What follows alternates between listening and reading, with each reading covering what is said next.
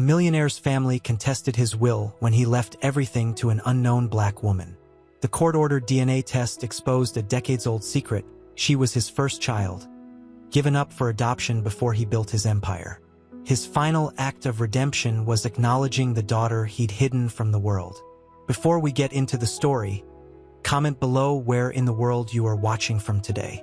The mahogany table gleamed under the harsh fluorescent lights of the lawyer's office, reflecting the stunned faces gathered around it. The air hung thick with the scent of expensive leather and unspoken accusations. Richard and Charles, identical twins except for the perpetual sneer twisting Richard's lips, stared at the will with barely concealed fury. Their mother, Eleanor, a fragile bird perched on the edge of her chair, clutched a lace handkerchief, her eyes brimming with unshed tears. The lawyer's voice, smooth and practiced, echoed in the suffocating silence. And the entirety of Mr. Sterling's estate is bequeathed to Isabella Rose Sterling. A ripple of disbelief went through the room. Isabella? Who was Isabella? The name was foreign, the very concept an affront to their carefully constructed world of privilege and entitlement. Richard scoffed, the sound sharp and brittle as shattered glass.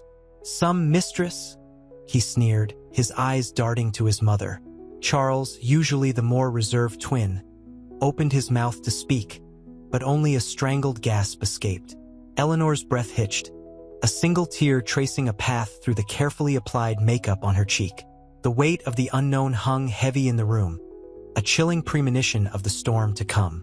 The scent of lilies from the sympathetic bouquet on the table suddenly felt cloying, almost suffocating. The lawyer, Mr. Finch, cleared his throat, the sound like chalk scraping on a blackboard in the tense silence. He adjusted his spectacles, the glint of metal catching the light. Ms. Rose Sterling's address is unremarkable, he began, his voice carefully neutral, a stark contrast to the simmering fury in the room. A modest apartment in a less affluent part of the city. Richard's sneer deepened. Less affluent? He scoffed, the word dripping with disdain. His perfectly manicured hand drummed impatiently on the mahogany table. Father had a mistress in a cramped apartment? How unimaginative. Eleanor's fragile composure fractured. A sob escaped her lips, muffled by the lace handkerchief. The scent of lilies, previously cloying, now seemed a fragile comfort in the onslaught of betrayal and disbelief. Charles, usually the voice of reason, looked stricken. He watched his mother, his face etched with a pain that mirrored her own. The weight of the unknown pressed down on them, heavy and suffocating. The crisp, sterile air of the lawyer's office felt suddenly thick and close. The muted hum of the city outside seemed to fade, replaced by the frantic beat of their own hearts. Each of them wrestled with their own demons. Richard, with a potent cocktail of anger and entitlement. Charles, with a mixture of shock and bewildered grief. And Eleanor, with a crushing burden of unspoken truths and simmering guilt.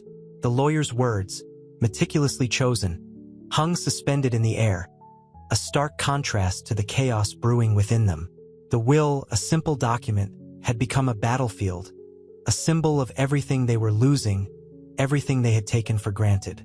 The seed of doubt, planted by the lawyer's words, took root, a poisonous vine slowly strangling their assumptions. The lawyer's words hung in the air, thick and suffocating like the humid city heat clinging to the polished mahogany of the table.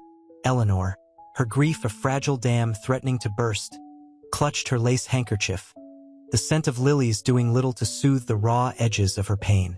Richard, his face a mask of arrogant disbelief, slammed his fist on the table, the sharp sound echoing the turmoil within him. "This is preposterous," he roared, his voice cracking slightly despite his efforts at control. Charles, ever the mediator, placed a calming hand on his brother's arm, his own face pale with shock. The opulent lawyer's office, usually a symbol of their family's power, felt suddenly oppressive, a gilded cage trapping them in a nightmare. "The will is clear," Mr. Finch stated, his voice steady, unmoved by the storm raging around him. He pushed a photograph across the table, a grainy black and white image of a young woman with eyes that held a haunting familiarity, a hint of Eleanor's own sorrow. "This is Ms. Sterling, the sole beneficiary." The silence that followed was a tangible thing, heavy with unspoken accusations and simmering resentment. Richard's eyes, narrowed with suspicion, flickered to his mother, then back to the photograph. He saw in the woman's eyes a resilience that mirrored his own defiance, a quiet strength that unnerved him. Eleanor, her gaze fixed on the photograph, felt a tremor of unease. A ghost of a memory, long suppressed, flickered at the edge of her consciousness. A whispered conversation, a hurried departure, a secret shame. The lily scent, once comforting, now felt sickly sweet, a cruel reminder of the deceptive beauty that masked the bitter truth. Charles, his mind struggling to reconcile the impossible, watched his family, the cracks in their carefully constructed facade widening with each passing second. He sensed a darkness lurking beneath the surface, a tangled web of secrets that threatened to unravel everything they held dear. The weight of their father's legacy, once a source of pride, now felt like a crushing burden, a testament to the lies they had all lived under. The fight for their inheritance was no longer just about money. It was a desperate battle for their own sense of self. The opulent room seemed to shrink around them, the air thick with the unspoken, the unknown. The future, once so predictable, was now a vast and terrifying unknown, as uncertain as the woman in the photograph. The news hung in the air, thick and acrid like cheap perfume in a closed room. Eleanor, her grief a fragile mask cracking under the weight of disbelief, dabbed at her eyes with a lace handkerchief, the scent of lilies doing little to mask the metallic tang of fear. Richard, his face a thundercloud of indignation, paced the plush carpet, his expensive loafers a muted counterpoint to the storm raging within him. "This is ludicrous," he exploded, the sound echoing off the high, ornate ceiling. Charles, always the mediator, watched his brother, his own face pale, etched with the lines of a man grappling with the impossible. The lawyer, Mr. Finch, a man whose calm demeanor was as impenetrable as his tailored suit, remained unmoved. He steepled his fingers, his gaze sweeping across the three faces, each reflecting a different facet of their shared devastation.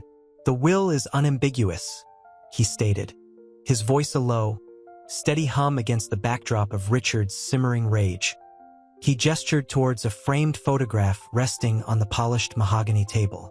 It depicted a young woman, her eyes dark and intelligent, her expression both wary and hopeful.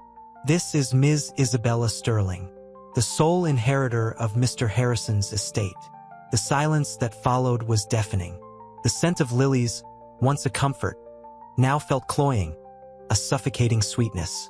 Eleanor, staring at the photograph, felt a flicker of recognition, a phantom sensation brushing against the edges of her memory.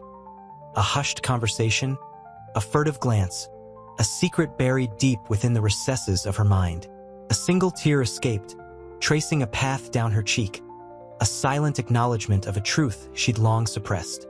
Richard's gaze narrowed, his suspicion hardening into something akin to hatred. He saw in Isabella's eyes a strength that mirrored his own defiant nature, a quiet resilience that challenged his sense of entitlement. "We'll fight this," he growled, his voice low and menacing. "We'll expose this fraud." Charles, his heart heavy with a mixture of shock and unease, placed a hand on his brother's arm. "Richard," he began, his voice soft but firm, "we need to be calm. Let's hear what Miss Sterling has to say." His words were a plea, a desperate attempt to bridge the chasm that was opening between them, a chasm as vast and terrifying as the unknown future that loomed before them. The opulent office, once a symbol of their family's power, now felt like a prison, its gilded cage trapping them in a nightmare of their father's making. The fight had begun, and it was for far more than just money. The news arrived on a Tuesday, a day usually reserved for mundane tasks and quiet contemplation. For Isabella, it shattered the tranquility of her small, sun-drenched kitchen. The phone call, crisp and formal, sliced through the hum of the refrigerator, the clatter of her son Leo's breakfast. The lawyer's voice, though polite, held the unmistakable weight of momentous news. A millionaire, a stranger, had died, leaving her everything.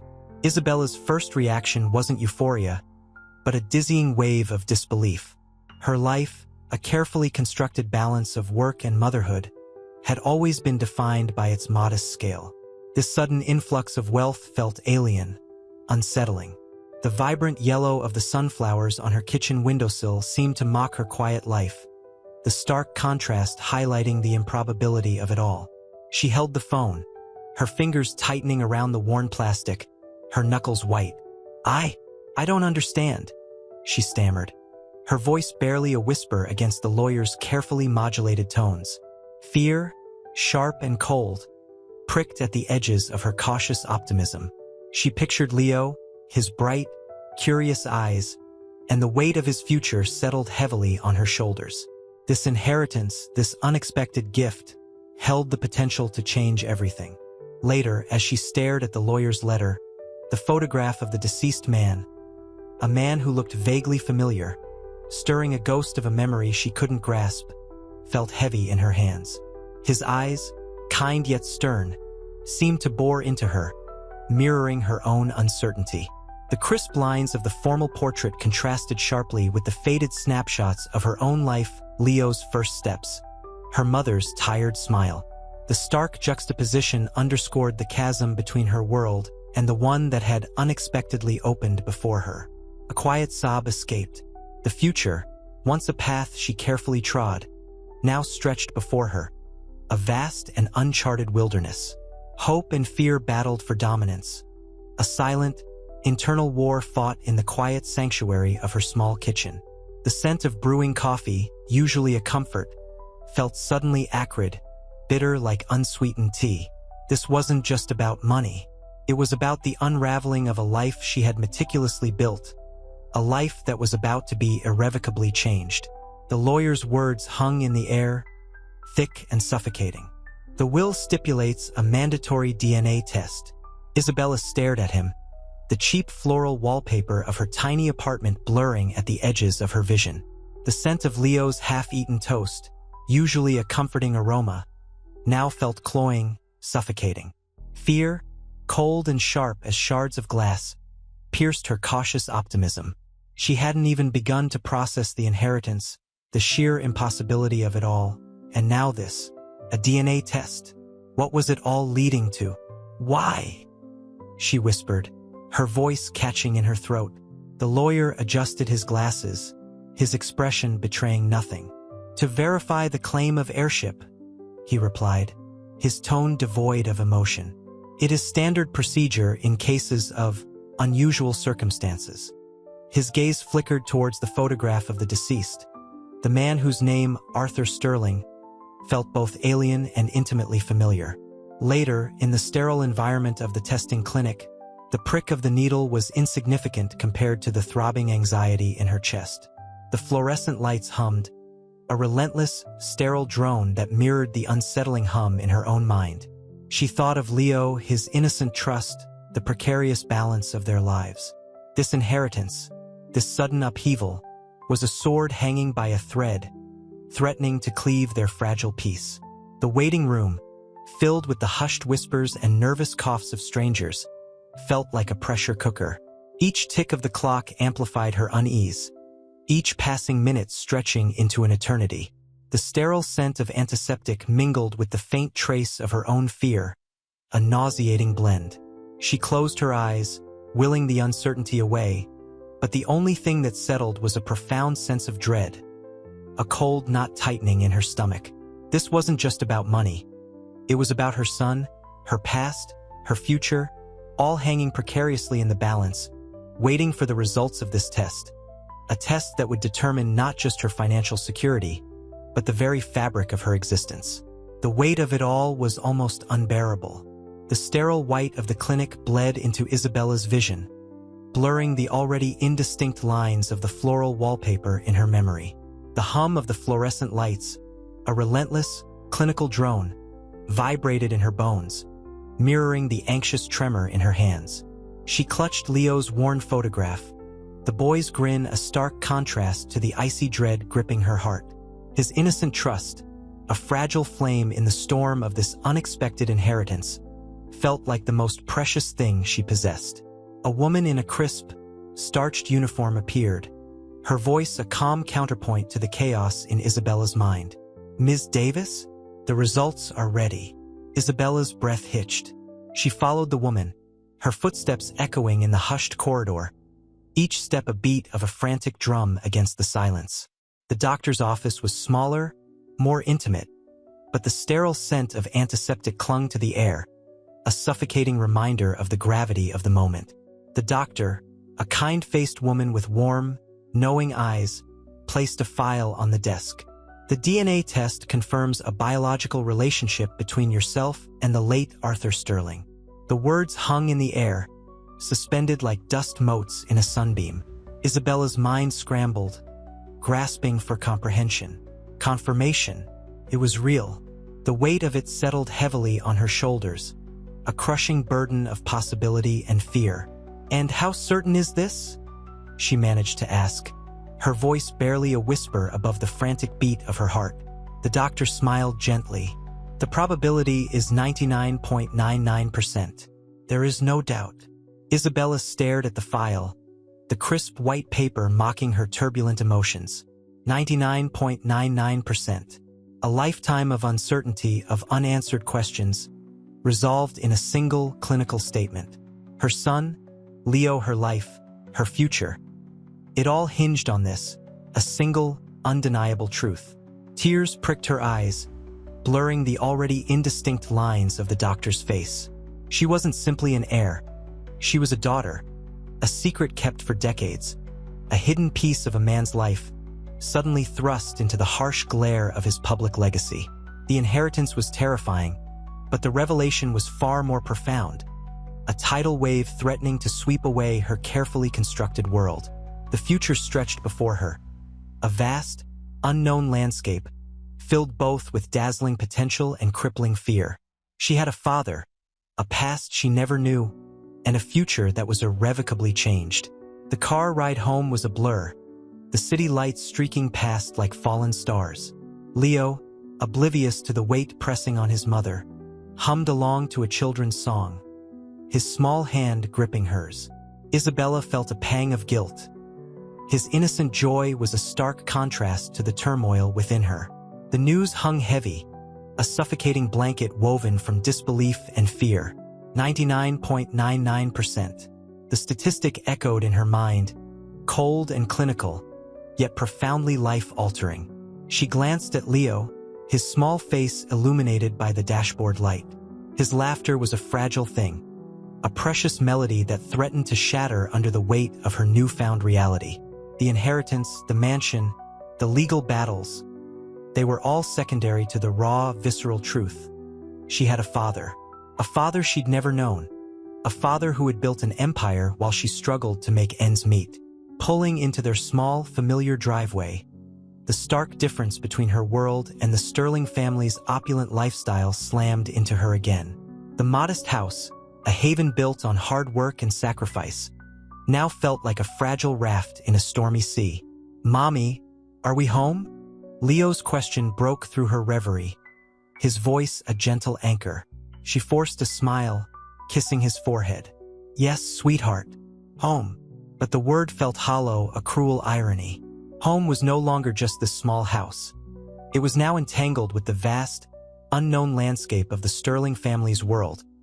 A world of wealth, privilege, and a secret that had shaped her entire life. The fear was a cold knot in her stomach, but beneath it, a tiny spark of hope flickered. Perhaps, just perhaps, this wasn't the end of her story, but a new beginning. A terrifying, exhilarating, and utterly unpredictable beginning. The Sterling brothers, Julian and Marcus, met in the sterile, high-ceilinged lobby of their lawyer's office, the air thick with the scent of expensive leather and simmering resentment. Julian, the elder, paced like a caged panther, his tailored suit straining against his restless energy. Marcus, younger and more subtly volatile, stared out the panoramic window, the city a hazy blur beneath him. "This is madness," Julian hissed, his voice tight with barely controlled fury. "She's nothing," Some social worker. How can a woman like that possibly be our sister? Marcus didn't answer, his jaw clenched, his eyes reflecting the cold cityscape.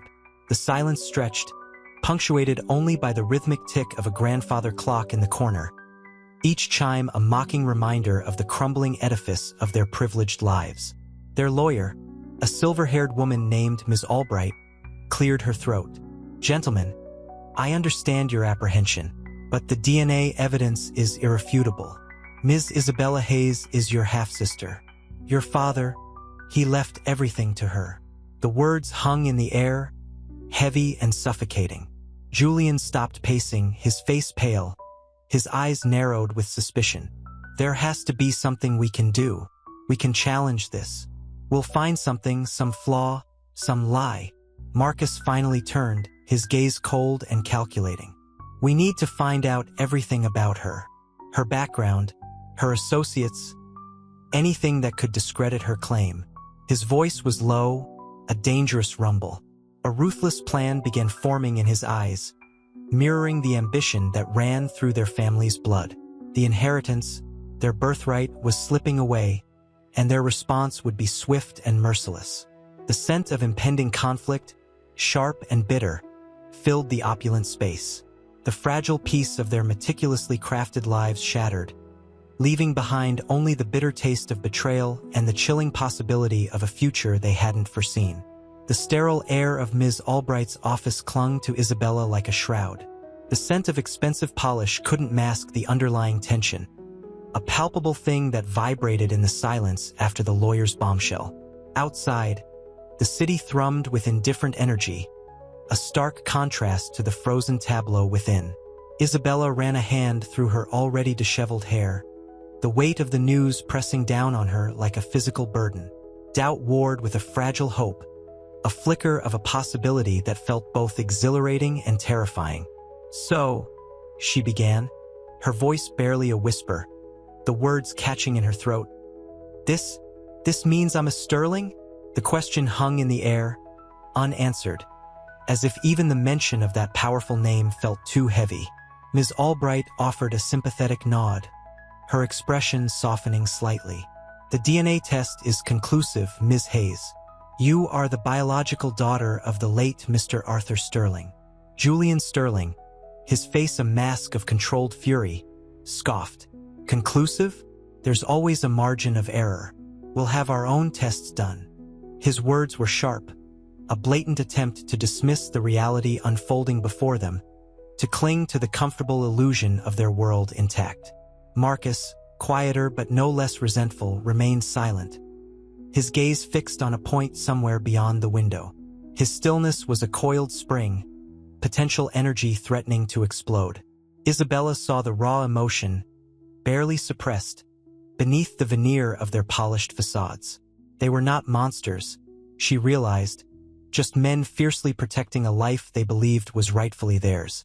Fear, cold and sharp, pierced Isabella's cautious optimism. The inheritance was a monstrous thing, a mountain of wealth and responsibility she never asked for. It wasn't just money. It was a legacy, tangled with secrets and shadowed by the years of absence. This newfound family, these brothers, were armed with their privilege and fueled by a burning resentment. The battle for her rightful place had begun, and the stakes were higher than she could have ever imagined. The taste of fear mingled with the surprising tang of determination. She wouldn't back down. Not now, not ever. The mahogany table, polished to a high sheen, felt cold beneath Isabella's trembling hands. The air in the lawyer's office, thick with the scent of old leather and unspoken accusations, seemed to press down on her. Julian's scoff echoed in the silence, a jarring counterpoint to the lawyer's calm pronouncements. His anger, a tangible force, vibrated across the room, a raw energy that threatened to shatter the fragile truce. Marcus, usually the more composed of the two brothers, remained unervingly still. His silence, however, was far more menacing than Julian's outburst. His eyes, dark and brooding, held a simmering resentment that sent a chill down Isabella's spine. This wasn't just about money. It was a battle for family, for identity, for a past that had been brutally ripped away. "This isn't over," Julian spat, his voice tight with barely controlled rage. He rose abruptly, the chair scraping against the polished floor, a sound that felt almost violent in the tense atmosphere. "We'll fight this. We'll prove this is all a mistake." Isabella's gaze dropped to her hands, her knuckles white as she clenched them. The fear, a cold knot in her stomach, was undeniable. But beneath the fear, a spark of defiance ignited. This wasn't a mistake. It was her life, her truth, and she wouldn't let them take it from her. "I have nothing to hide," she said, her voice surprisingly steady, a strength she hadn't known she possessed until this moment. She looked up, meeting Marcus' gaze. His expression remained impassive, a carefully constructed mask that hid a storm of emotions. But in his eyes, for a fleeting moment, Isabella saw something else, a flicker of uncertainty, a crack in his carefully built wall of resentment. Hope, fragile and tentative, bloomed within her. The battle had begun, yes, but she wouldn't fight alone. This fight, she realized, would be as much about finding her place in this fractured family as it was about claiming her inheritance. The scent of lilies from a nearby vase suddenly felt sharp, almost overwhelming. The fight had begun. The fight for her family, her past, her future. The lawyer's hushed pronouncements about legal representation faded into the background as Isabella found herself trapped in a silent, charged battle of wills. The scent of expensive coffee, usually comforting, now felt acrid in the tense air. Julian's anger crackled like static electricity, a visible force that pushed against the polished mahogany. His face, usually slick with self-importance, was contorted with fury, eyes blazing. Marcus, in contrast, was a study in controlled rage, his stillness more unsettling than his brother's outburst. His silence hung heavy, a suffocating blanket woven from resentment and suspicion. Isabella felt the weight of their animosity pressing down on her. The fear was a physical presence, a cold hand squeezing her chest, but she refused to let it suffocate her. A quiet defiance, a fierce protectiveness over the newfound truth of her life, began to simmer within her. "This isn't about money," she finally said, her voice surprisingly firm, a counterpoint to the storm raging around her. The words were a promise to herself as much as a declaration to them. The warmth of a single sunbeam slicing through the office window felt like a small beacon of hope. Julian scoffed, his head shaking. "Don't be naive. This is about everything." He slammed his fist on the table, making Isabella jump. The sound shattered the fragile quiet, scattering the remnants of polite formality. Marcus, finally breaking his silence, spoke in a low, dangerous tone. "We need time, Isabella. Time to investigate." His words were laced with the venom of calculated doubt. The implication was clear. They wouldn't accept the DNA test results without a protracted, painful fight. Isabella felt a surge of icy dread. She knew their resources far outweighed hers. The legal battle ahead loomed, a daunting mountain. But deep within the fear, a stronger emotion took root. Determination. This wasn't merely a fight for money. It was a fight for her identity, her history, her family. A family she was fiercely determined to claim, despite the odds. The fight had begun and she was ready. "Rewrite history," she murmured, the words laced with quiet anger. "To erase the truth." Harding didn't answer, his silence a tacit acknowledgement. Isabella knew the fight wasn't over. It had just shifted from a battle over inheritance to a battle for truth, for understanding, for the fragile hope of healing. The weight of her father's secrets, once a heavy burden, now felt like a burning torch, illuminating a path towards reconciliation. A path she was determined to walk, even if it led through the flames. The faded photograph of her mother, clutched in her purse, became a talisman, a reminder of the strength she'd inherited, a legacy she would honor. The journey to understanding her father's past had just begun. The scent of old paper and dust clung to the air in the attic, a tangible echo of her father's past. Sunlight, fractured by grimy window panes, illuminated motes of dust dancing in the stillness. Isabella traced the faded floral pattern on a chipped porcelain doll, a relic from a life she'd never known. A wave of sadness washed over her, the bittersweet ache of a connection both profound and distant. She found a worn leather-bound journal, its pages brittle with age. Eleanor's spidery handwriting, a testament to a life lived in quiet desperation, filled the pages. The words blurred slightly through her tears, but the raw emotion resonated, a love story, cut short, shadowed by societal constraints and a young man's desperate ambition. "Mama," she whispered, the name a fragile echo in the silent space. The journal spoke of a vibrant, passionate romance, a love story tragically silenced. Letters, tucked within the journal's pages, revealed a man grappling with his choices, his regrets etched in every carefully chosen word.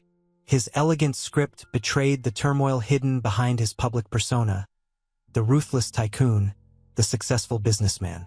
These letters revealed a tender heart, a soul burdened by the weight of his secret. She found a faded photograph, a young, handsome man with eyes that held both love and fear, embracing a radiant woman with Eleanor's unmistakable smile. It was a stolen moment, frozen in time, revealing a joy both heartbreaking and utterly captivating. A sob escaped her lips. This was the man behind the empire, the man she now knew, the man who'd been denied the chance to be a father. Isabella clutched the photograph, a tangible link to a past brutally severed, a past now slowly, painfully, revealing itself. She felt a strange surge of empathy, a deep understanding of the burden he carried, the price he paid for his ambition. The anger she'd felt, the resentment towards the family, began to soften, replaced by a profound and unexpected sadness. This wasn't just a legal battle anymore. This was a journey into the heart of a broken family, a family she was now inextricably bound to.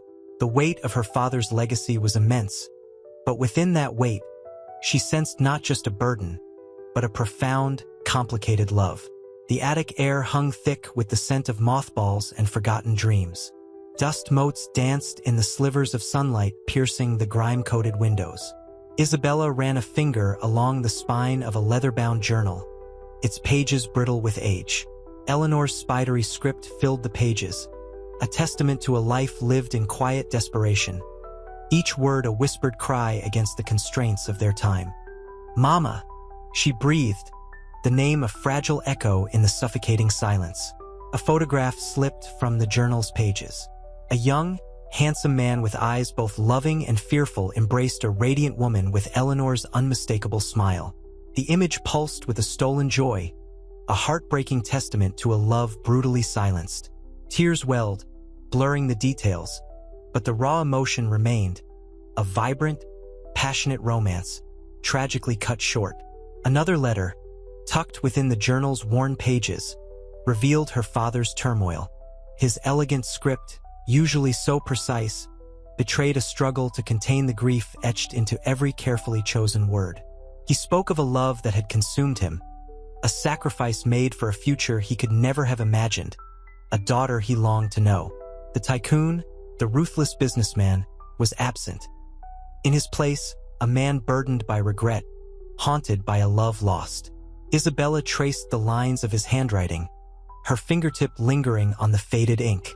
The anger she'd harbored, the resentment directed at her half-brothers, softened, replaced by a profound and unexpected sadness. This wasn't merely a legal battle for inheritance. It was a journey into the heart of a fractured family, a family she now found herself inextricably bound to. The weight of her father's legacy was heavy, but within that weight, she sensed not just a burden, but a love both complicated and profound. She understood now, with chilling clarity, the sacrifices her mother had made, the silent sacrifices her father had endured. The pieces of a shattered past slowly, agonizingly began to fit together, revealing a truth far more complex than she'd ever imagined. The attic, once a repository of dusty memories, now felt like a sacred space, holding the key to unlocking her family's shared history, a history of love, loss, and the enduring power of a secret kept for far too long. The mahogany table in the family's sprawling dining room felt cold beneath Isabella's fingertips. Sunlight streamed through the leaded glass windows, illuminating the dust motes dancing in the air, a silent testament to the years of neglect, of unspoken resentments. Across the table sat the two brothers, Daniel and Michael, their faces etched with a mixture of defiance and apprehension. I didn't want to do this," Isabella began, her voice barely a whisper, the words catching in her throat. The weight of their father's legacy pressed down on her, heavy and suffocating. She picked at a stray crumb on the pristine white tablecloth, a nervous habit. Daniel, the elder, scoffed. "Do what exactly? Pretend we're a happy family?" His voice was laced with bitterness, his eyes hard and unforgiving. "No," Isabella said softly, her gaze unwavering. "I wanted to understand, to know why he kept me a secret for so long." Tears pricked at the corners of her eyes, threatening to spill. "I want to understand my father, not replace him in your lives." Michael, quieter than his brother, shifted uncomfortably in his chair. He hadn't spoken much since the DNA results, consumed by a private turmoil. "It's just hard," he finally mumbled, his voice thick with emotion. "We had a life, family, and now—" He trailed off, unable to articulate the sense of displacement that gnawed at him. Isabella nodded, a silent acknowledgement of their pain. The silence stretched, heavy and pregnant with unspoken emotions. The scent of lilies, a favorite of their father, hung in the air, a bittersweet reminder of the man who had divided them and now, inexplicably, united them. The clinking of silverware, the soft ticking of a grandfather clock in the hallway, underscored the fragile peace in the room, a delicate balance between resentment and a hesitant desire for connection. This wasn't a reconciliation, not yet, but it was a beginning, a first, tentative step across a chasm carved by decades of silence and lies. The air crackled with unspoken words, a silent plea for understanding, a fragile hope for healing. The afternoon sun cast long shadows across the polished floors of the ancestral home. Dust motes, illuminated by the golden light, swirled in the stillness. Isabella, perched on the edge of a plush velvet armchair, felt the weight of the silence pressing down, heavy and suffocating. The scent of lilies, a faint, ghostly perfume, lingered in the air, a bittersweet reminder of the father she'd never known. Michael, ever the quieter brother, finally spoke, his voice a low rumble that barely disturbed the quiet. He left a letter," he confessed, his eyes avoiding Isabella's. He pushed a worn, leather-bound journal across the coffee table. Its pages were yellowed with age, the ink faded but legible. Isabella's fingers traced the embossed initials, a familiar crest she'd seen on photographs she'd found during her own investigation. Her heart pounded a frantic rhythm against her ribs. Opening the journal, she saw her father's spidery handwriting, filled with regrets and longing. The words painted a picture of a young man torn between ambition and love, a love he'd sacrificed on the altar of his dreams. Daniel, surprisingly, didn't scoff this time. He watched his brother, his own face a mask of suppressed emotions. The hard shell of anger he'd cultivated seemed to crack, revealing a flicker of vulnerability beneath. Tears welled in Isabella's eyes, blurring the ink on the page. She read of stolen moments, secret meetings, and the agonizing decision that had shaped their lives. It wasn't a justification, not an excuse, but a raw, honest account of a father's deepest regret. A father she now understood, not as a symbol of wealth and power, but as a flawed human being. The silence returned, softer now, less heavy. The air, still thick with unspoken emotions, carried the faint scent of lilies and the weight of a shared history. This wasn't merely a reconciliation. It was the slow, painstaking process of rebuilding trust, of bridging the chasm that separated them. It was a journey fraught with pain and uncertainty, but in the shared sorrow, a tentative hope began to bloom. The journal, a bridge across the years, had connected them, not just to their father, but to each other.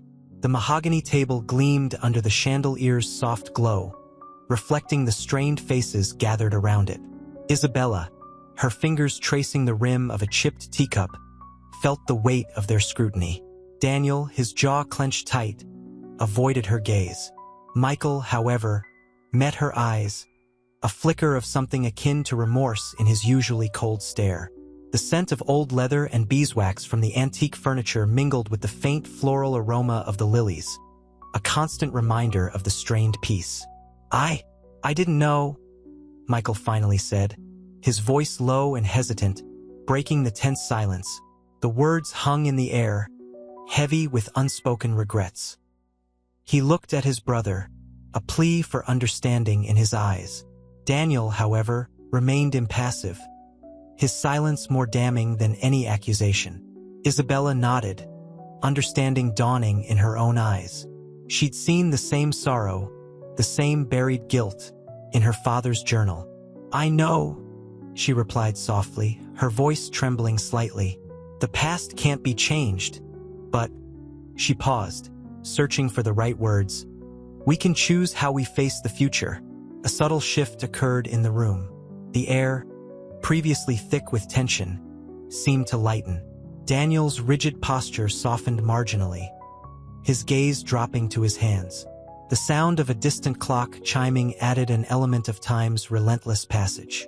The afternoon light streaming through the tall windows cast long shadows across the room, illuminating dust motes dancing in the golden rays. The silence wasn't the suffocating weight of earlier. Instead, it felt pregnant with possibility. A shared understanding had begun to bloom, fragile as a newborn flower, yet undeniably present. The scent of lilies, no longer a symbol of loss, now hinted at a budding hope. This wasn't forgiveness yet, not fully, but it was a crucial first step towards it. A fragile bridge built across a chasm of years of pain and misunderstanding. The journey was far from over, but in the shared silence, in the unspoken acknowledgement of shared grief, a hesitant reconciliation began to take root. The following days unfolded in a slow, deliberate dance of tentative steps.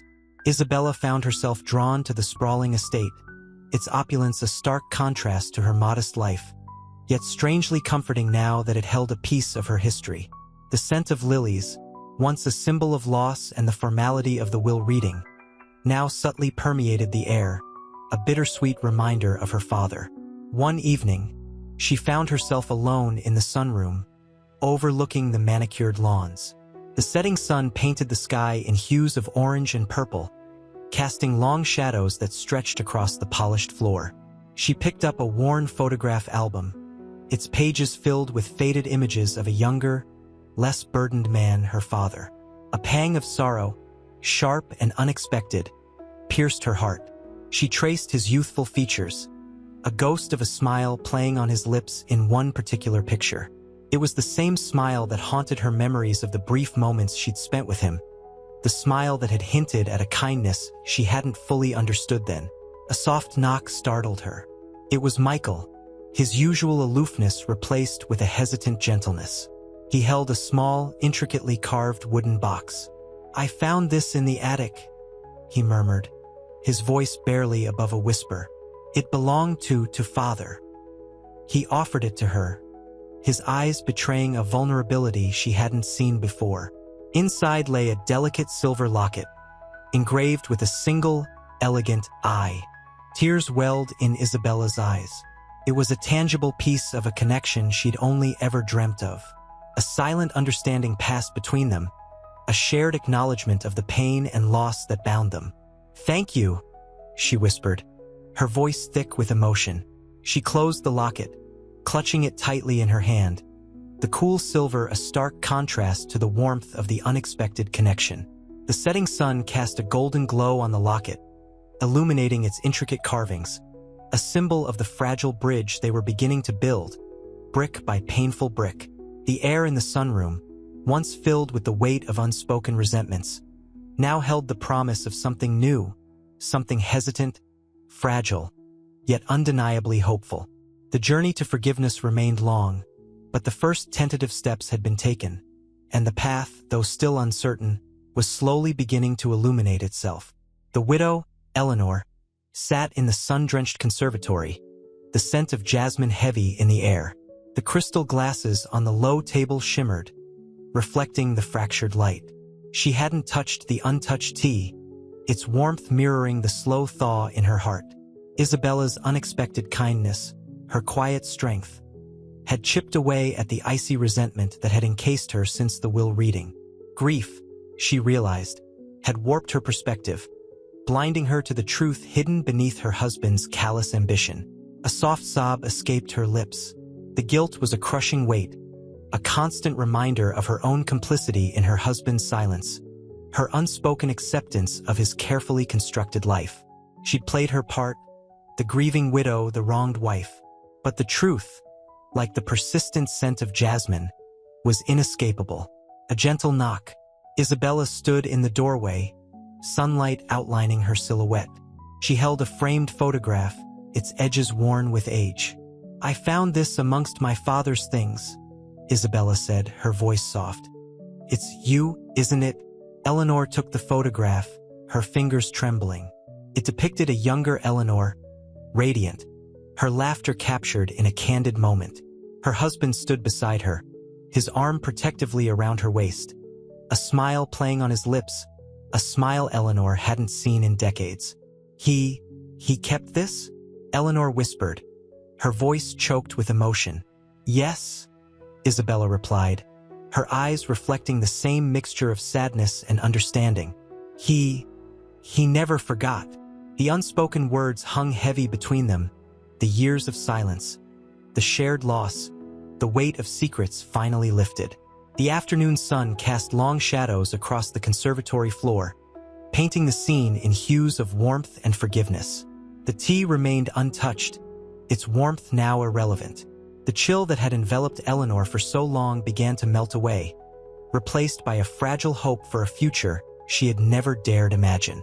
The path to healing remained long, but for the first time, Eleanor felt a flicker of warmth and the possibility of reconciliation.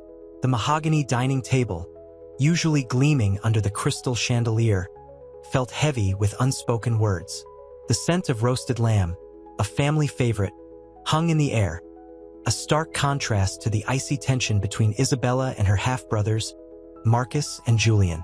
Marcus, his face etched with a simmering resentment, pushed his plate away. This is all so surreal," he muttered, his voice rough. Julian, quieter but no less wary, nodded slowly. "I still can't wrap my head around it. Our father, keeping a secret like this for decades." Isabella, her hands clasped tightly in her lap, met their gaze. The weight of their skepticism was palpable, a heavy blanket suffocating the fragile hope she'd felt earlier. The afternoon sun streamed through the tall windows, highlighting the dust motes dancing in the golden light, a silent testament to the years of hidden truth. "I understand it's hard," she said softly, her voice barely a whisper above the gentle clinking of cutlery. "But I hope you can eventually see this isn't about replacing you. It's about finally being a family." A silence descended, thick and heavy, punctuated only by the rhythmic ticking of a grandfather clock in the hallway. The weight of their father's legacy, once a symbol of pride and success, now felt like an anchor, dragging them down into the murky depths of their shared past. Marcus scoffed, the sound brittle and sharp. "A family? After all this time? He chose a life of luxury and left us with the scraps." Isabella's eyes filled with a sudden, sharp pain. The years of striving, of working tirelessly to provide for her son, flashed before her eyes. The resentment simmered beneath the surface of her carefully cultivated composure. "I didn't ask for this," she said, her voice catching slightly. "He chose to leave his life to me, not the other way around. And frankly, the idea of a family is something I've always craved." A tear escaped, tracing a path down her cheek. The silence that followed was less strained, a shared understanding replacing the initial animosity. The aroma of roasted lamb suddenly felt less oppressive, replaced by the subtle scent of hope. The long road to reconciliation had just begun. The afternoon light, fading to a soft amber, cast long shadows across the sprawling living room. The silence following Isabella's confession hung heavy, thick with unspoken resentments and nascent understanding. Julian, ever the mediator, finally spoke, his voice low and hesitant. He never told us about you, Bella. Not a word. The word, Bella, felt strange, unfamiliar yet not entirely unwelcome. Isabella nodded, tracing the rim of her empty wine glass. The crystal felt cool against her fingertips, a stark contrast to the warmth that had begun to bloom in her chest. The weight of her father's secret, the decades of absence, still felt crushing, but a different kind of weight was settling, a weight of shared experience, of unspoken understanding. Marcus, however, remained entrenched in his anger. He pushed back from the table, the chair scraping harshly against the polished floorboards. It's not just the money, Bella. It's the betrayal. He chose her over us. His gaze, sharp and accusatory, landed on his mother, Eleanor, who sat silently observing the scene, her face a mask of conflicting emotions. Eleanor, her eyes red-rimmed, finally spoke, her voice trembling slightly. He loved you both, Marcus. In his own way, he carried a terrible burden. She looked directly at Isabella, a flicker of empathy crossing her features. I understand your pain. The admission hung in the air, a fragile bridge tentatively extended across a chasm of years and unspoken grief. Isabella's gaze softened. She saw the raw pain beneath Eleanor's composed exterior, the years of silent grief and unspoken questions. I don't know what to say, Isabella whispered, her voice thick with emotion. But I don't want to replace you. I just want to know him. The flickering fire in the hearth cast dancing shadows on their faces, illuminating the tentative steps towards a fragile peace. The scent of roasted lamb still lingered, now interwoven with the subtle scent of hope, fragile yet persistent, a promise of healing in the aftermath of a long-hidden secret. The road ahead was long, paved with mistrust and years of silence, but the first cracks in the wall of their collective grief had begun to appear. The next morning, sunlight streamed through the French doors, illuminating dust motes dancing in the air of Eleanor's sunroom. The scent of lilies, Eleanor's favorite, mingled with the faint aroma of coffee brewing downstairs. She sat alone, the previous evening's turmoil etched onto her face. The weight of her husband's secret, the years of carefully constructed lies, pressed heavily on her. She picked up a framed photograph, a younger, vibrant version of her late husband, a mischievous glint in his eyes. A pang of grief, sharp and sudden, pierced her. A soft knock. Isabella stood in the doorway, her eyes holding a hesitant question. "Good morning," Isabella said, her voice quiet. Eleanor managed a weak smile. "Come in, dear." Isabella moved to sit beside her, the silence comfortable yet charged. "Last night, it was a lot to take in," Isabella said, her gaze drifting to the photograph. Eleanor nodded, her throat tight. Yes, of teacups, these were the small comforts in the face of a monumental revelation. The path ahead remained uncertain, fraught with challenges, but for the first time, a glimmer of hope flickered in the shared silence. A fragile seed of forgiveness, planted in the fertile ground of shared grief, offered a promise of healing. The afternoon sun slanted through the stained glass windows of the grand library, casting kaleidoscopic patterns on the polished mahogany floor. Dust motes, illuminated like tiny stars, swirled in the shafts of light. Eleanor, her face etched with a weariness that belied her elegant composure, sat opposite Isabella. A half-empty decanter of amber liquid stood between them, untouched. "He loved you, Isabella?" Eleanor whispered, her voice thick with unshed tears. The words hung in the air, fragile and precious. "He loved you more than he ever let himself admit." Isabella's gaze drifted to a framed photograph on the nearby bookshelf. A younger Eleanor, radiant and laughing, her arm linked with a handsome man with kind eyes. The resemblance to Mark and Daniel was undeniable. A lump formed in her throat. I never knew," she murmured, her voice barely audible above the quiet ticking of a grandfather clock in the corner. "He believed he was protecting you," Eleanor continued, her voice gaining strength, "from a life he felt he couldn't provide, from the scorn of society. He was a young man, full of ambition, terrified of failure. He thought he was making the best choice, but she trailed off, her shoulders slumping in a gesture of profound sorrow. The weight of years of regret seemed to press down on her. The silence stretched, punctuated only by the soft rustle of turning pages as Mark, unable to bear the weight of the unspoken words, picked up a volume of poetry. Daniel watched them both, his expression unreadable, a mixture of guilt, curiosity, and a hint of burgeoning understanding. Eleanor reached across the table, her hand resting briefly on Isabella's. "He never stopped thinking about you," she confessed, her eyes glistening.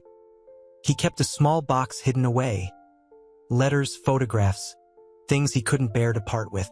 He would sometimes stare into the distance, a faraway look in his eyes.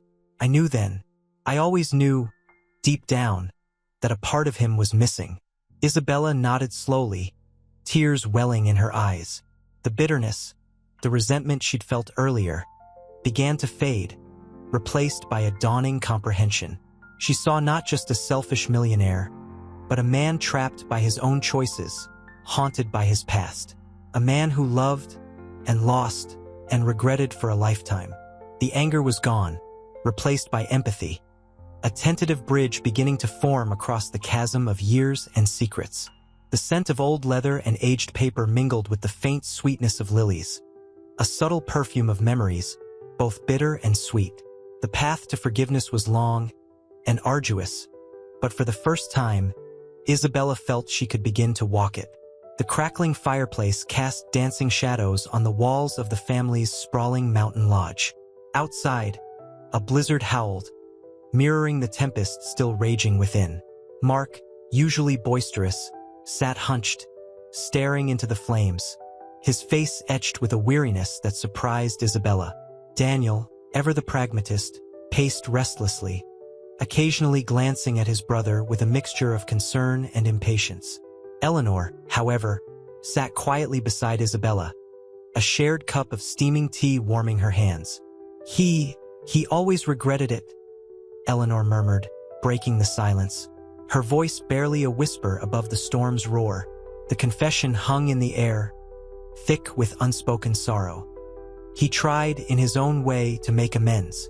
The business ventures, the charity work, it was all a way of trying to atone. Isabella nodded, her gaze fixed on the swirling snow outside. She understood the struggle now, the internal conflict that had driven her father. The weight of his secret, the societal pressures, the agonizing choice he'd made.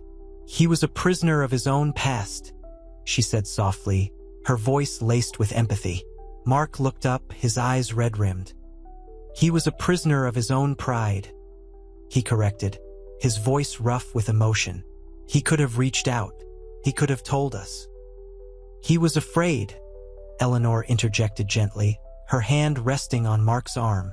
"Afraid of losing everything he'd built, afraid of the judgment of others. He was a flawed man, Mark, but he was capable of love."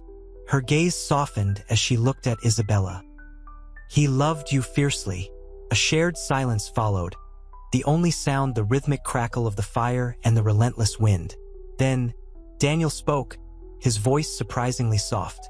I never considered that. We were so blinded by our anger, our sense of entitlement." He paused, swallowing hard. "He was our father, and you're our sister." The words, simple yet profound, hung in the air, a fragile bridge built across a chasm of years of misunderstanding and resentment. The blizzard raged on outside, but inside the lodge, a tentative warmth began to bloom, a fragile hope flickering in the heart of the storm. The shared grief, the unspoken apologies, the tentative beginnings of forgiveness. These were the first steps on a long, arduous journey, but a journey they were now ready to begin together. The next morning dawned bright, the blizzard a distant memory. Sunlight streamed through the lodge's expansive windows, illuminating the dust motes dancing in the air. Breakfast was a quiet affair, the remnants of the previous night's storm still clinging to the edges of their conversation. Isabella, surprisingly composed, poured coffee, the rich aroma a comforting counterpoint to the lingering tension. "I found some of my mother's things," she announced, her voice soft but firm. She held up a worn leather-bound photo album. Its cover was faded, the edges frayed with age. A palpable hush fell over the table. Mark, his eyes still shadowed with fatigue, reached for the album. He flipped through the pages, his fingers tracing the faded images of a young woman with laughing eyes, her resemblance to Isabella undeniable. A single tear traced a path down his cheek, unnoticed. Daniel, ever practical, examined the photographs with a clinical eye. "She was beautiful," he murmured, the grudging admiration evident in his tone. Eleanor watched them, a faint smile playing on her lips. The album was a bridge, spanning the chasm of years and misunderstandings. As they pored over the photographs, stories began to emerge, whispered anecdotes of a vibrant young woman, a passionate romance, a life cut tragically short. The album wasn't just a collection of images. It was a portal to a past they were only beginning to understand. The photos, like stepping stones, helped the family cross the river of resentment and denial to a place of shared grief and tentatively growing understanding. The weight of their father's actions lessened as they began to truly see the woman he had loved and lost. The shared experience fostered an unexpected intimacy, a fragile connection forged in the crucible of their grief. The album held not just images, but the seeds of reconciliation. The afternoon sun cast long shadows across the sprawling estate. Inside, the air hung heavy with unspoken words. Eleanor, still fragile from grief, sat by the fireplace, nursing a cup of chamomile tea. The aroma, usually soothing, did little to calm her racing thoughts. Mark, his usual arrogance softened by a dawning understanding, paced restlessly. Daniel, ever the pragmatist, sat immersed in a legal document, but his sharp gaze occasionally drifted towards Isabella, who was quietly arranging flowers in a crystal vase. The delicate scent of lilies filled the room, a fragile counterpoint to the lingering tension. "It's strange," Mark finally said, his voice rough, breaking the silence. "To think she's my sister." Isabella looked up, her dark eyes reflecting the sunlight. "I know," she replied softly. "It's a lot to process for all of us." Daniel looked up from his papers. "There are still legal matters to resolve," he stated, his voice devoid of his usual harshness. A hesitant sigh escaped his lips. "But perhaps we can work together on them." A flicker of surprise crossed Isabella's face. It was a small shift, but monumental. "I would like that," she responded, a genuine smile finally gracing her lips. Eleanor watched them, a tear tracing a path down her cheek. She had spent weeks wrestling with her guilt and resentment, the weight of her husband's secret pressing down on her. Now, seeing her stepsons tentatively reaching out to Isabella, a fragile hope bloomed in her heart. Later, in the library, Isabella discovered a box of her father's old letters. Her fingers trembled as she lifted the lid, the scent of old paper and time filling her senses.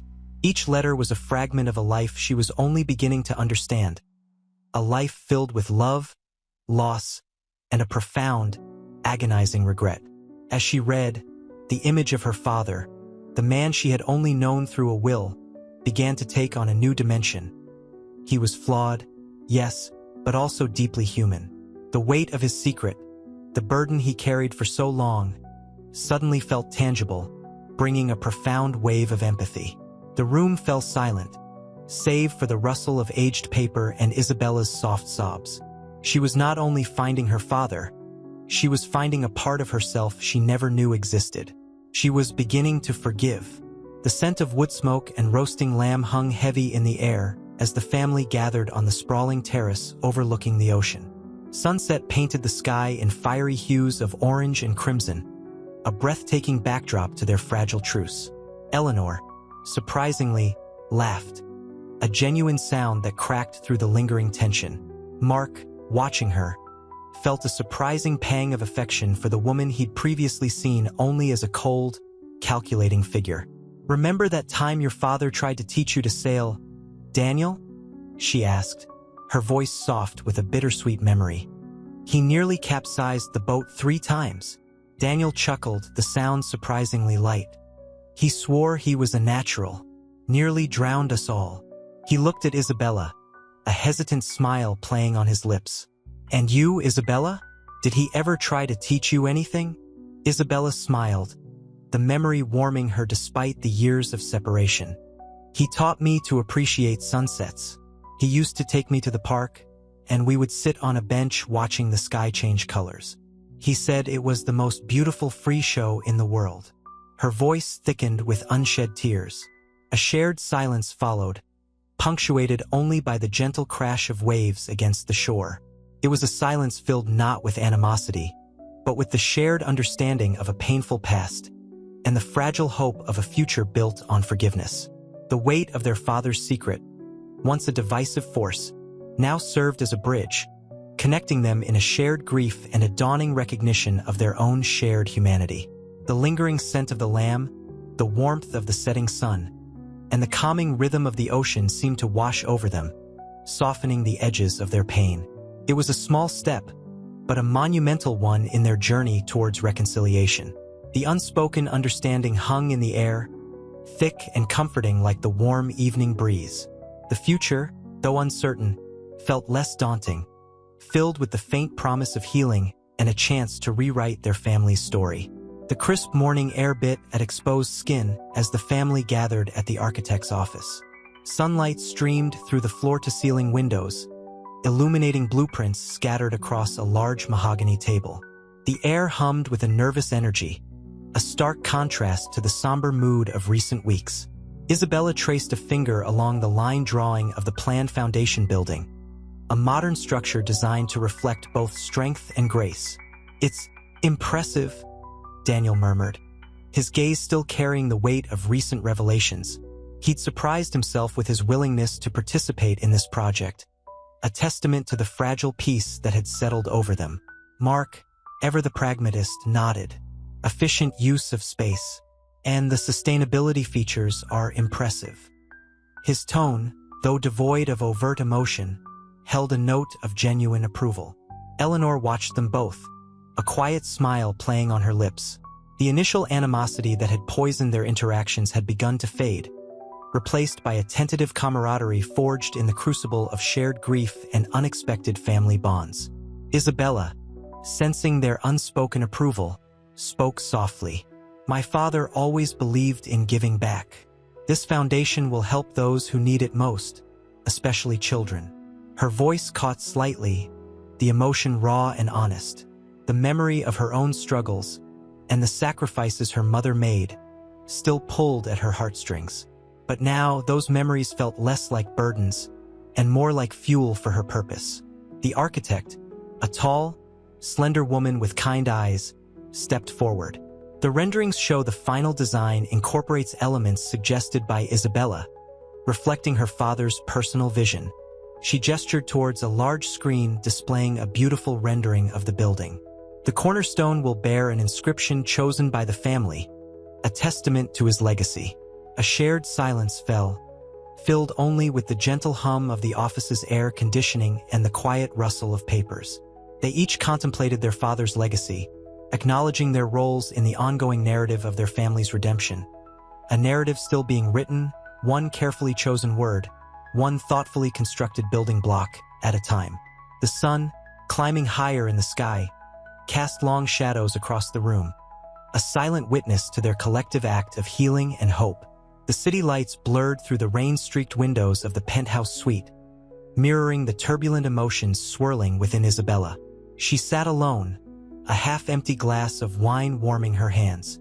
The weight of her father's legacy, both the fortune and the complex history, pressed heavily on her. The foundation's design was finalized, a tangible representation of their collective healing, but the emotional landscape remained uncharted territory. A soft knock. Mark entered, his usual guarded demeanor softened by a hesitant smile. "Couldn't sleep," he admitted, settling onto the plush sofa. "The rain. It reminds me of things." Isabella nodded, understanding dawning in her eyes. Shared memories, unspoken regrets, bound them together now in a way that was both surprising and profoundly healing. "I've been thinking about Dad," she said, her voice low, "about the choices he made." Mark's gaze drifted towards the city panorama. "He wasn't a perfect man," he said quietly, his voice laced with a newfound vulnerability. "But he loved you." The admission hung in the air, heavy with unspoken years of resentment and finally, acceptance. "I know," Isabella replied, her voice catching, "and I'm trying to understand." She looked at him, truly seeing him for the first time, not as an antagonist, but as a brother grappling with the wreckage of his past. He leaned forward, the distance between them shrinking. "It's not easy," he confessed, his eyes reflecting the city's shimmering lights. "Facing the truth, accepting responsibility. But it's better than the alternative." He paused, then added softly, "I'm glad you're here." The weight of unspoken words lifted slightly, replaced by a fragile understanding. A shared silence filled the room, punctuated only by the rhythmic drumming of the rain against the glass. It was a quiet moment, laden with the bittersweet weight of shared grief, but also a burgeoning sense of reconciliation, a silent promise of a future built not on resentment, but on acceptance and forgiveness. The rain continued its relentless rhythm, washing away the past, one drop at a time. The next morning, sunlight streamed through the floor-to-ceiling windows of Isabella's temporary penthouse, illuminating the dust motes dancing in the air. It was a stark contrast to the cramped apartment she'd called home for so long. The sheer scale of the luxury was overwhelming, a constant reminder of her father's life, a life she'd only just begun to understand. She poured herself a cup of strong coffee, the rich aroma a small comfort in the vast emptiness of the space. A soft knock. It was Daniel, Mark's younger brother, usually aloof and distant, now carrying a hesitant smile. He held a small, worn photograph. "I found this in Dad's study," he said, his voice barely a whisper, extending the picture towards her. It showed a young man, her father, with a radiant woman, their arms entwined, laughing. A wave of emotion washed over Isabella. Recognition sparked in her eyes, a connection to a past she'd only glimpsed in fragmented memories and old letters. The woman's eyes held a familiar warmth. "It's beautiful," she breathed, her fingers tracing the faded image. The smile on her father's face was unlike anything she'd seen in the formal portraits displayed throughout the house. It was unguarded, full of a joy she'd only recently started to believe he was capable of. Daniel shifted, his usual arrogance replaced by a quiet vulnerability. "He never spoke about her, not really," he said, his gaze fixed on the photograph. "But this picture, it tells a story." A silence fell between them, filled only with the subtle sounds of the city awakening. The weight of their shared history hung heavy in the air, a tangible connection forged not through blood alone, but through a shared grief and the slow, tentative emergence of understanding.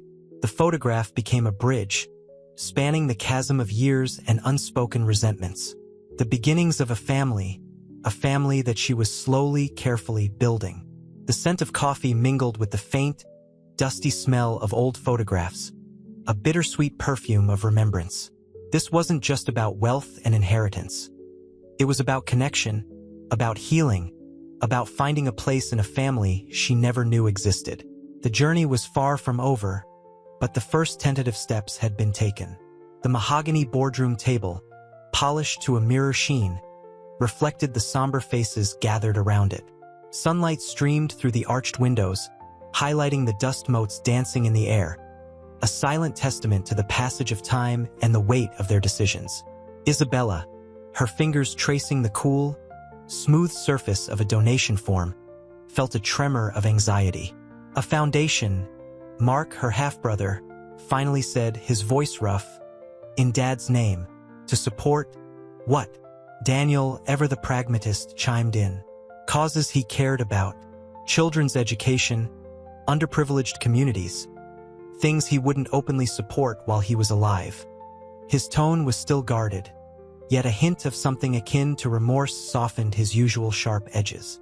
The widow, Eleanor, sat silently, her gaze lost in the distant panorama of the city, her grief a palpable presence in the room. The air hung heavy with unspoken words, years of resentment, and the nascent hope of reconciliation. Isabella spoke, her voice low but steady. "My mother. She worked tirelessly for underprivileged kids. Perhaps something connected to that." The suggestion hung in the air, a fragile bridge connecting her past to their shared future. A shared glance passed between Mark and Daniel, the unspoken acknowledgement of their father's past choices, his hidden life weighing heavily on them. Eleanor cleared her throat, a sound that echoed the fragility of their newfound bond. "It's a start," she whispered, a single tear tracing a path down her cheek. The unspoken admission of her own past failures, her complicity in their father's silence, added another layer of complexity to their shared sorrow. The sunlight shifted, casting long shadows across the room, a symbolic representation of their journey from darkness into a tentative light. The foundation, a tangible symbol of their collective healing, represented not just a legacy, but a promise of a better future, a testament to their father's redemption, and a chance to rebuild a family shattered by years of secrets and misunderstandings. The scent of old paper and leather filled Isabella's small apartment. Sunlight, slanting through the dusty window, illuminated the faded photographs scattered across her kitchen table. One showed a young man with laughing eyes, a striking resemblance to Mark and Daniel, her father. A wave of bittersweet longing washed over her. She traced the lines of his youthful face, a stranger yet intimately familiar. A knock at the door startled her. It was Daniel, looking less sharp, less guarded than before. He carried a box, the top slightly ajar, revealing stacks of neatly organized files. "I found these in Dad's study," he said, his voice low, tinged with a vulnerability she hadn't seen before.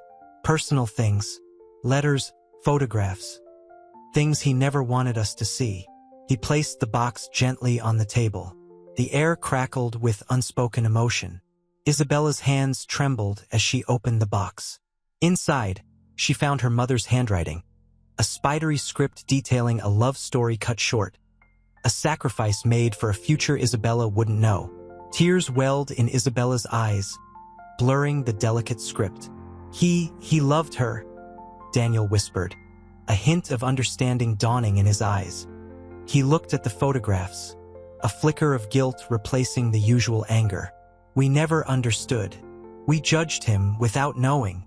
His voice trailed off, the weight of his words heavy in the silence. Isabella nodded, her heart aching with empathy. The years of resentment, of anger, of feeling cheated, were slowly dissolving. She saw her father not just as a wealthy man who abandoned her, but as a man trapped by circumstance, a man who loved deeply and lost terribly. His actions, though flawed, were driven by a love he couldn't express, a love that echoed in the quiet dignity of his daughter. The box, a repository of secrets and regrets, was becoming a bridge, connecting the past to a future of understanding and forgiveness. The scent of old paper now held a different fragrance, no longer just of regret, but of healing. The boardroom, usually a stage for power plays, felt strangely subdued. Sunlight streamed through the panoramic windows, illuminating the dust motes dancing in the air. Isabella, surrounded by Mark, Daniel, and their mother, felt a fragile peace settle over the room. The air, thick with the scent of expensive leather and polished wood, held a new fragrance, the quiet hum of tentative reconciliation. "The foundation," Isabella began, her voice a soft counterpoint to the grandeur of the room. "It's more than just a charity. It's a testament to Dad's life, his passions, his regrets." Mark, his jaw still tight but softer than before, nodded slowly. He always believed in second chances. Daniel, eyes glistening, added, "And he gave us one, didn't he? A chance to see beyond our anger, our own selfish needs." He looked at Isabella, a genuine smile finally breaking through his carefully constructed facade.